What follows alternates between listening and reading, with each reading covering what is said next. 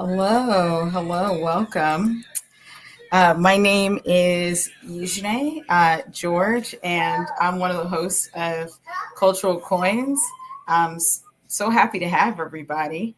Um, Today, we're going to talk about some stuff that's we normally don't talk about as much, which is taxes and what to do after it.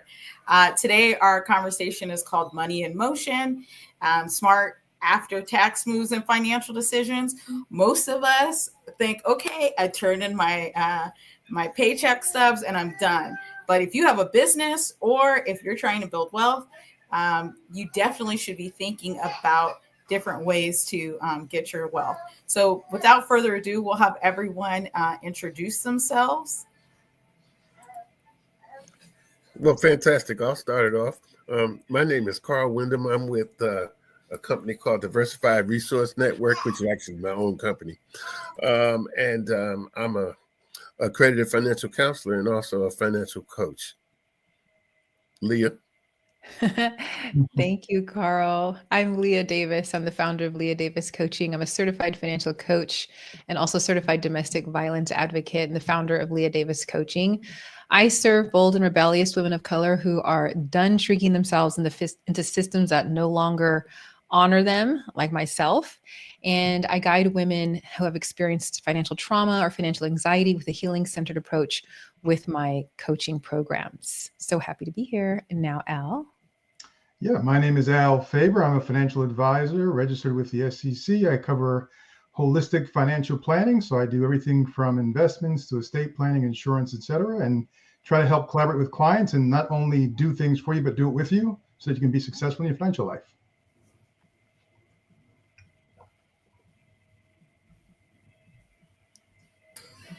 All right, awesome. So if anybody wants to start talking about just different tax moves that we could work on, we're thinking about what do I do after I get my tax refund? Well, I'll start it off. So I used to work for SBA during COVID. And one of the things that I noticed is that a lot of people don't file their taxes at all. And so there's a real penalty for that. So let's start off with the fact that every single year, you should at least file.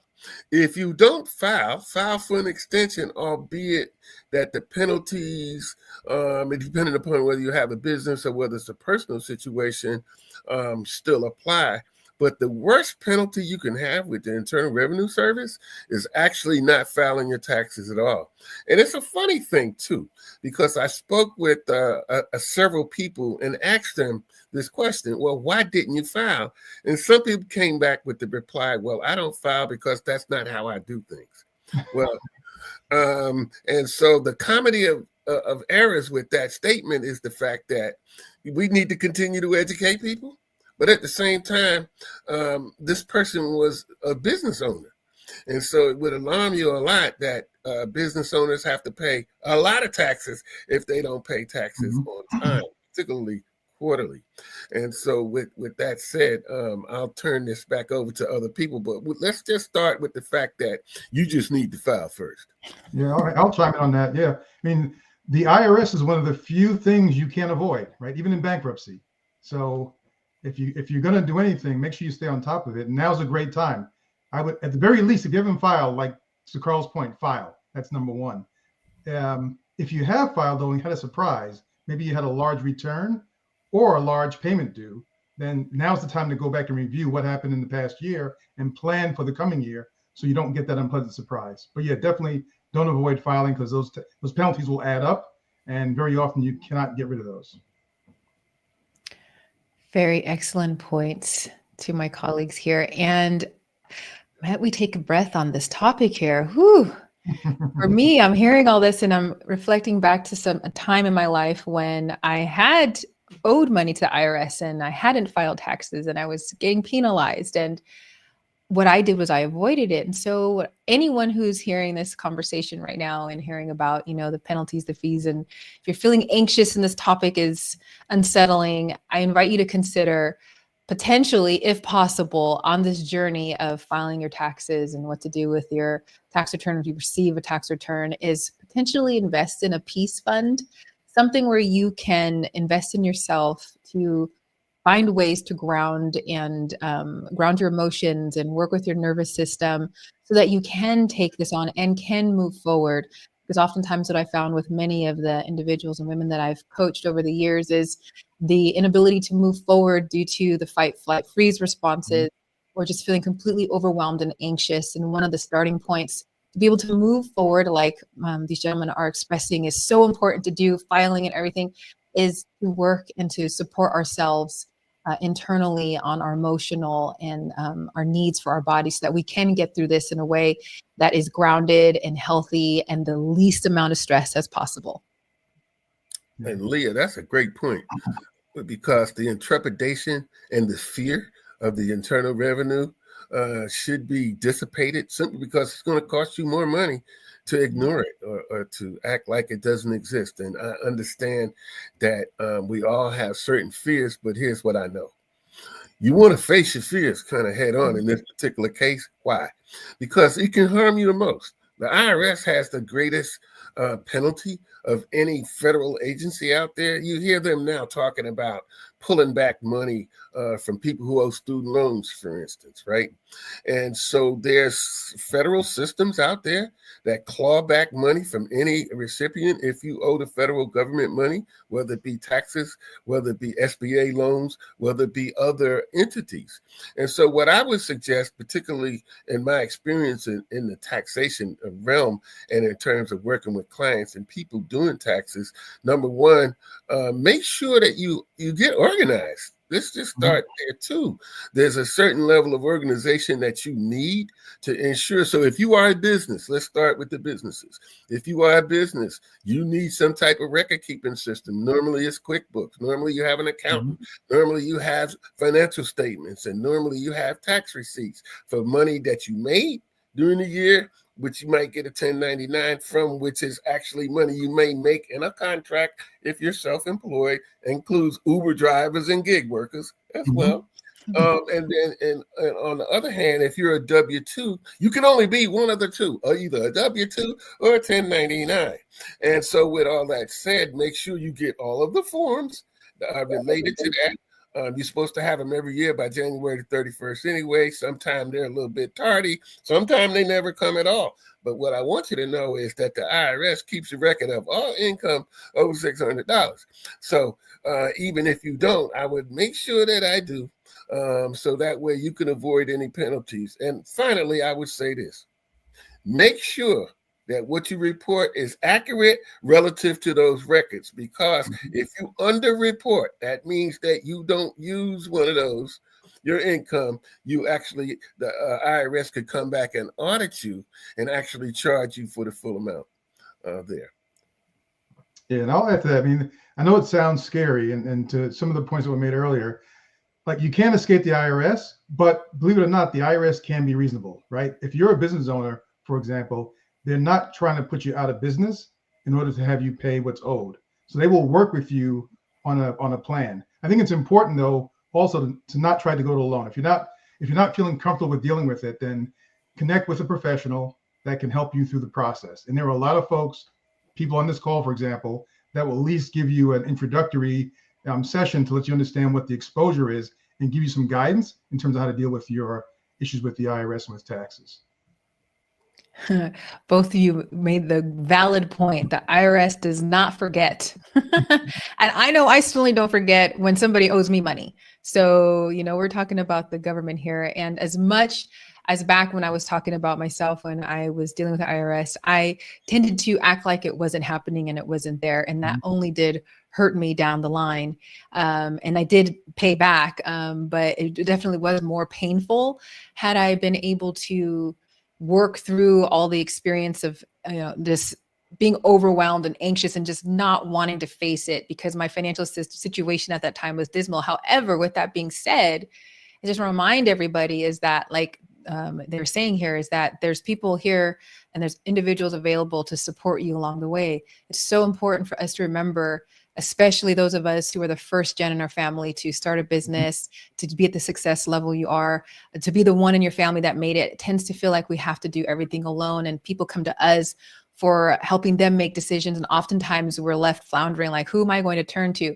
Well, I invite you to consider connecting with resources, whether it's individual advisors, tax advisors, coaches, even local organizations, nonprofits in the city or county where you reside offer services of support so that you can continue on this journey of financial well-being for yourself and your family. No, absolutely, Leah. And let's add the caveat, trusted advisor, okay? Because there's a lot of people out there who think they know this material or who think they are professionals. And ladies and gentlemen, let me just say this. If you're working with somebody and they have no qualifications, no certifications, or no education, as it relates to this topic, and I love your friends, and I don't even know who they are, but I'm saying that this is a highly professional topic, and I'm saying this not out of the fact that I'm better than you or less than you. What I'm saying to you is that the pain point that you're going to have by not dealing with this issue is going to be far greater than the intrepidation you have in dealing with it, so don't be afraid. So with all that said, it's not trying to create fears. We're just trying to walk you through like some of the steps. Don't be afraid. I think all of us have been there. I think the people on this call that's advisors, that my colleagues here, they know from personal experience and working with real people how this could affect your financial life and building legacy wealth. And what you don't want to do is have a liability hanging over your head with the federal government. So with all that said, I'm going to move on to another topic that you should do with your tax returns, if y'all don't mind. And that is, I'm going to flip it to, okay, so now if you do file a return at all and you do get a refund, okay, here's an opportunity. Now, some people with the earned income tax credit, I've seen people get checks $10,000 to $15,000 and they go to Walmart or they go to some other store. Okay, I'm not saying, and I'm not telling anybody how to spend their money, but if you have a need to build an emergency fund, and you should have a form of a savings account right now, because just think, if you get unemployed, how are you going to pay your bills? And so part of this is learning how to use money that comes to you, not only to pay bills or pay off debts that you owe, but to build some wealth with it, to build an emergency plan, to build a cushion, like my grandmama used to say. And so part of that strategy, and it's a financial plan that's kind of learning how to understand money, but to cushion yourself from falls. I'll give you a good example of this. You all that live in California know about the California fires. You know about people who've been in disasters. They don't have $2 to leave where they're at. It puts them in peril. And so I would say continue to save, continue to build that emergency fund, but also build up a goal. Like if you have a goal to go to school, to start a business, put that in the piggy bank. And I'll let everyone else tell you a little bit more, but that's kind of the direction I would try to go with what I'm going to do with my return. What's the overall objective? No, I would agree with that for sure. And what I always advise clients to do is, like, we know there are certain things we have to do, like paying taxes is one of them, right? And I always ask the question, kind of tongue in cheek, who do you care about more, your Uncle Sam or yourself, right? If you care more about yourself, then why aren't you paying yourself as much as you're paying Uncle Sam, right? So that's your future self. So I always say at least try to match what you're paying in taxes to a savings account. And to Carl's point, that also becomes part of an emergency fund if something should come across. Because the issue is what could otherwise be an inconvenience turns into an emergency if you don't have the cash cushion to mitigate that. And so you should always be thinking about yourself first, and then working from that point on. I agree. Yes. Being able to protect ourselves from the unknown, large, big expenses that can happen and completely derail us financially. That is something that I find very important. And there's also, the conversation about debt. Which one do I do? Do I pay off debt? Do I put money towards my savings?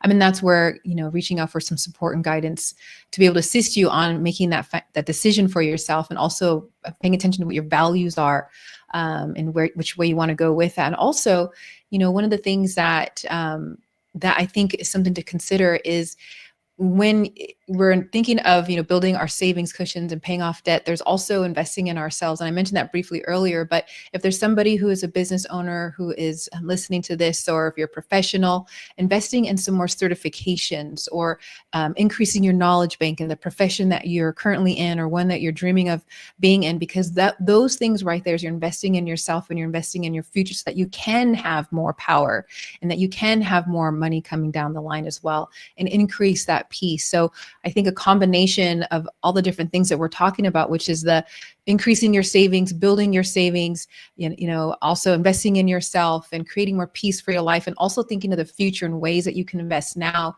in your future, so that you can just hit the ground running, and those dollars, if there is that tax return, can be used for that good, for the future, for yourself and for your family, while you're building that strong financial foundation of having enough liquid cash and debt paid off. I think one of the things that we're not told or taught in school is the fact that we do need to invest in ourselves. And no one has ever said, Carl, invest in yourself. My mama didn't tell me. My daddy didn't tell me. Nobody told me. Okay. But when I was a kid growing up in New York, I grew up in New York City, in Harlem, for instance. And so I used to hear people talk about money all the time. And so part of the way that I became a financial professional to this very day is I invested in myself, because number one, I went to school and became an accounting major to learn about money, just from a business standpoint. Then secondly, I actually did work for the federal government as a bank examiner for a number of years. Again, took a lot of courses on what it took to do that. Then finally became a financial coach. I invested in certifications. So when I'm talking to you about information, I'm not only talking to you about information from the standpoint of what I believe or what my philosophy is, and by no means am I a media sensation at all. What I'm saying is that the best way to understand life is to invest in yourself, so you gain more of a knowledge base. When you gain more of a knowledge base, you get more control over your thoughts, which become real factual and not mythical. And so we deal with a lot of myths about what education brings. But I'm going to tell you the greatest secret of all time. When you learn about money, you make money, you keep money, and you build wealth. Al, I'll turn it back to you. Those are great points. Yeah. And we're in an age now where, for good and bad, information's everywhere, right? So you can go online, you can go to podcasts, you can get information. But to Carl's point early on, consider the source, right? Take your information from reliable sources, preferably ones that are licensed and have credentials. There's a lot of folks, saying a lot of things online about how to make money quick. And what I say to folks is, stop trying to, get rich and try to build wealth. And that's a different process, right? Building wealth takes time, takes strategy. And again, I would, if you're not sure, right? If it sounds too good to be true, we all know this, it probably is. And so consider the source, but use your resources that are available to educate yourself, because the best way to build wealth and protect yourself and grow money is to be educated and use money wisely. So Leah. Yes, I agree with that as well.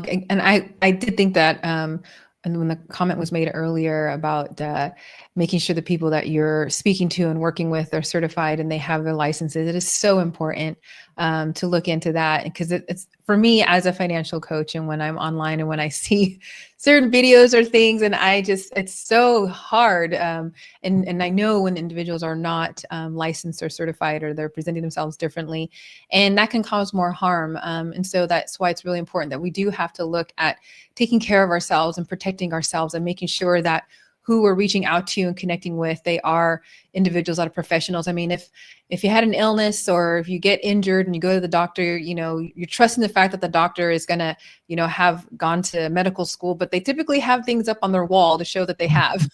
And so if somebody had to go through major surgery, I'm sure you'd probably look up who the surgeon is and their background and how many surgeries they've performed.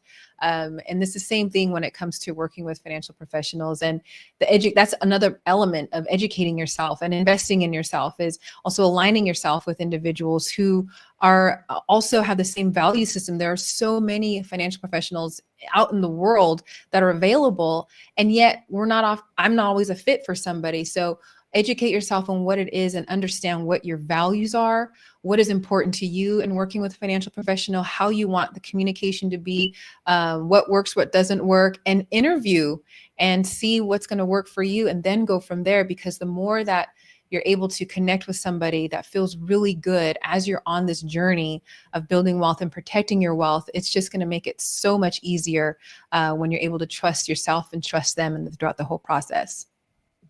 No, absolutely. You want to trust but verify, Leah, which Yep. is the term that we kind of use in this business. Mm-hmm. Trust but verify. But and also, let me just drop a tidbit of facts on you all. Number one, there's $153 billion people were scammed out of last year. Okay, let's start there. Part of it is the lack of education. Part of it is just the fact that these people are criminals and they're coming for your money. But here's the thing.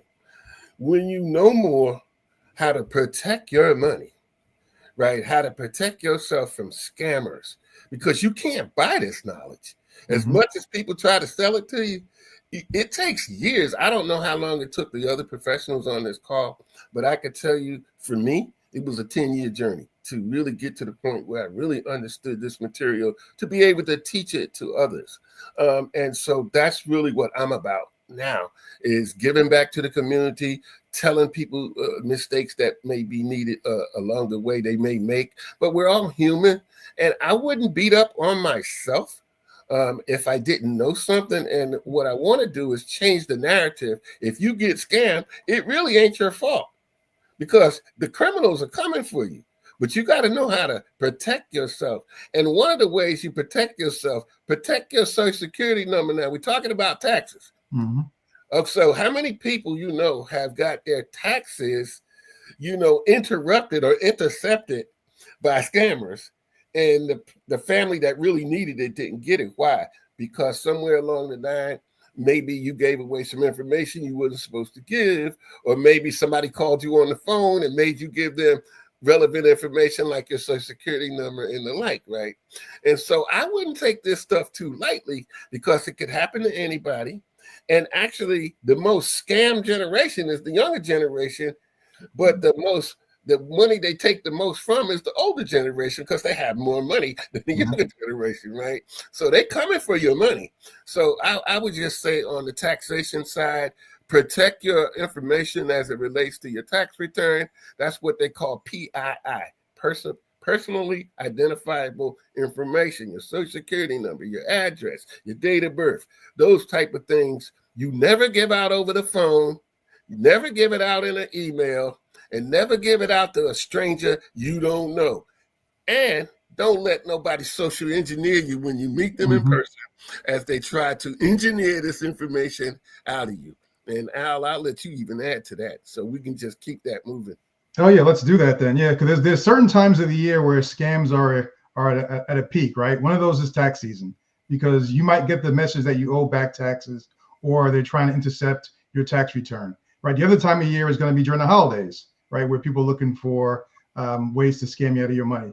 So a couple of guidelines there is, obviously, if you're getting something by email, always double check the link, not the link you see, but the underlying link of where it's going to. So keep an eye on that. And nowadays, even phone calls can be spoofed, right? The phone numbers. So if you ever get a phone call from someone and they claim to be from the IRS, for example, ask them for the phone number, take that phone number down, tell them you call them right back, and then verify that number. You can do it very easily on against the IRS website, for example, and make sure it's a valid number, right? So you can always protect yourself in that way. And the other thing is, if there's a sense of urgency behind a request, particularly emails, right, take a pause.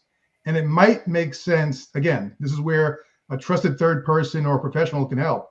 let someone else take a look at that email before you respond to make sure it's valid, right? Because we all have blind spots and we might not see it the same way someone that's not as with a heightened sense of urgency would see it and give you some valid advice. So I would say that. Very helpful tips. You're taking me back to all of the compliance training I received when I was a financial advisor, and I'm still so particular. I recently, I'm working with the county on something and on a personal thing, and they requested that I send over my tax information. And I was questioning, is this a secure email? And then I said, well, I'll be blacking out my social security number, so you'll need to give me a call because I'm very particular with that. But yeah, excellent points on protecting the PII. Thank you for that reminder as well on what that means. And I also heard something earlier about, I think you're talking about community.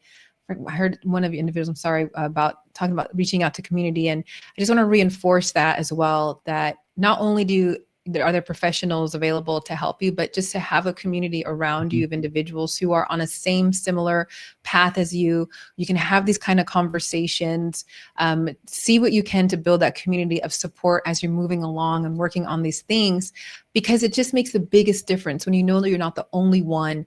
And it doesn't feel so isolating when it comes to trying to figure these things out or what to do next and to walk through that. And I often find that those who are tapped into a community where there's either business professionals or whether it's in any type of therapy groups or coaching or financial coaching programs, it just makes the biggest difference when it comes to walking through this, making sure that you have the resources and you can also get other information that's valuable. Of course, always check the different resources that you're provided, and then just have that support as you're moving along, because it does take a while to build that wealth. I mean, I've been in business now for 6 years, and I've been in financial services for over 10, and it's taken a long time for me to get to where I'm at. And it's pretty interesting because I used to think I knew a lot when I first started, but now I definitely do. And so it's just about being patient as well, patient with ourselves. And it was pointed out earlier that, mistakes are going to be made, and there's things we don't know. You don't know and you don't know. And so it doesn't do any good of beating ourselves up when there's a mistake made because we didn't know. But when you do know, then we can start figuring out what's going to be able to work to move forward or do things differently. And then that's when we have the courage to do that. That's the transformation happens, and you'll be well on your way and building that wealth that you're so desire or wanting to just create the life that you dream of. Yeah. And as we close this out, one of the last things I like to say about taxes, make sure you maximize your deductions. Aside from, getting that return, think about legitimate ways. If you have a business, to make sure you keep the right records so you don't pay the most in taxes. At the same time, always keep receipts.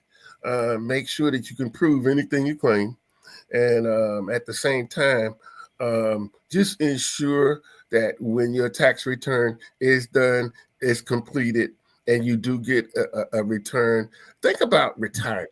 Think about ways to add to your overall wealth building. I'll leave y'all with this as I pass this on. No one's going to give you anything. And sometimes we all have disposable income that we never use because we just don't know. Yeah. And I'll just add one quick thing in closing also. So we've had a lot of natural disasters throughout the country and more to come with, climate change and those kind of things. I'm in Los Angeles County, and you all heard about the fires here in Los Angeles County. Like I said, the IRS is not all bad. And so, for example, if you're part of an area that's under a disaster, the IRS will oftentimes grant relief. So, for example, this year for residents of Los Angeles County, they have until October to file taxes and pay their taxes, right, without penalty. So if you're in an area that was affected by a natural disaster, make sure you check the IRS website to see if you have any tax relief. Excellent points. And my final thought is, those of you, if you do owe and you find yourself in a situation where you're struggling right now, or you're wondering, how am I going to be able to pay this off? The IRS will work with you on making those installment agreements. And that's definitely something to jump on, so that you start putting money towards what you owe versus not at all, so you can avoid those penalties. And then at the same time, you're just being able to pay that off and be able to free yourself faster. And then also just, reach out to one of us or any other professional that you know or considering, and just have a conversation and see if there's some support out there that's available that'll work for you. Well, thank you so much for all of your insights. I was taking notes. I had to remind myself, oh, yeah, that's right. Make sure you write all the stuff down. I just got a text on the call that was like some scammer. So, it's those little things that we have to do to make sure that we're aware of our money. I mean, just daily check-ins, weekly check-ins, finding a financial pro, all of those things are really important. I love this conversation. Anytime we're talking about how we can grow our money, that's always the most important thing. I'm so grateful that all three of you were able to come on and chat about our smart after tax moves. We do have a couple of events that I do want to let everyone know. We are slowly coming up with our zones of genius. And what that is we take anyone like Carl or Leah or Al, and they hone in on their genius. So that our first call that we're going to have is on May 14th. It's on a Monday, and it'll be streaming, and we'll talk about our rewriting our money story, including wealth. All right. Let's not talk about always about trauma or things that have affected it, but let's actually rewrite it because things are a little bit crazy. The other event that we're going to have is, as always, our Cultural Coins live conversation. That's on the last week of May. And then if you are a financial advisor, because there's a lot of little financial advisors up here, always trying to find out a little bit more, we actually are going to have our first community call, which is called Beyond the Hustle. And that's encouraged for anyone that is in the financial professional community to chat about what's going on in the world right now. And we'll have that date out in 2 days. And so that's going to be more about us kind of debriefing around the current climate that we have. What are some next steps that some of us are doing? And then what are ways that we could actually take care of our mental health? Because right now, they just did a study and they said that 70% of advisors are stressed right now, or financial educators are stressed. So what are some ways that we can de-stress while we're holding the community together? But yeah, so grateful that everybody was here. And if you actually want to learn about any of these folks, they'll be on Chip Pro. Do any of y'all have anything that you want to post or talk about? Any workshops that are coming up? Well, I'll start out. You can go to my website, diversifiedresourcenetwork.org. We teach a number of courses that's relevant to the coaching and counseling community as it relates to teaching financial advisors the most innovative and thought-provoking information as we move forward in our wealth building journey. My platform, we deal with the future. There's a lot of people that talk about the past. I'm more of a futuristic thinker and innovative thinker as it relates to, well, now that this happened, it's like investments. What happened in the past has no bearing on what happens in the future. So on my training platform, which we have about 8,000 counselors or so, we talk about how we train the general community how to understand things that's beyond what's written. And so there's a lot of nuanceical things that's going on in the economy right now. But I would just say, don't be afraid of financial advisors, but particularly don't be afraid of your own kind of financial advice. That's African Americans, right? Hispanic. And we have just as much knowledge, and even sometimes more, than other communities. But sometimes we aren't the trusted face because we aren't on television. We're not social media sensationalists and the like. But I could promise you, I got 30 years of good stuff that I could tell you. And let me just tell you this. I'm going to give you this little nugget before I leave. Everything I tell you made me get rich. I'm going to pass it back to Al. I've got no particular, that's great, Carl. I got no particular events to promote anything coming up. But like I said, I would say reach out and just work with a professional. Like, we're here to help and here to serve. I love it. I do have a LinkedIn Live tomorrow, and the topic is the power of asking for help. For those who have a shaky voice and have a lot of fear and being able to move things forward, I was kind of talking about that today. Definitely show up tomorrow. Follow me on LinkedIn. You can find me under Leah Davis FFC. It's tomorrow at 11:30 Pacific, and I typically hold my LinkedIn lives on Thursday afternoons on all the topics that I love talking about that are here to support and raise and praise all the women of color who are out here making a beautiful life for themselves and for their families and community.